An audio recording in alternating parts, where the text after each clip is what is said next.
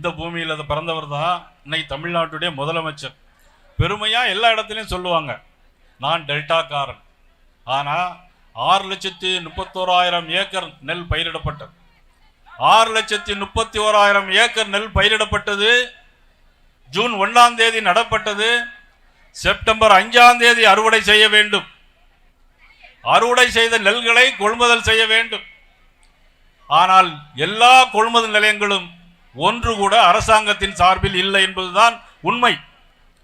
அதைத்தான் ஸ்டாலின் இன்னைக்கு என்ன சொல்கிறார்? முதலமைச்சர், நான் டெல்டாக்காரன். ஆனால் இந்த வீடியோவில் நீங்க பார்த்திருப்பீங்க, எல்லா பயிரும் முளைச்சிரு, எல்லா பயிரும் முளைச்சிரு. அறுவடை செய்த நெல்லை கொள்முதல் பண்ணுவதற்கு டிபிசி நிலையங்கள் கிடையாது. டிபிசி நிலையங்களுக்கு வாடகை கொடுக்கப்படுவதே விவசாயிகளிடமிருந்து வாங்குகிறார்கள். இவர் டெல்டாக்காரன் முதலமைச்சர். 1 கிலோ நெல்லுக்கு 1 ரூபாய், ஒரு மூட்டைக்கு 42 ரூபாய் கமிஷன் வாங்குகிறார்கள். இவர் டெல்டாக்காரன் முதலமைச்சர்.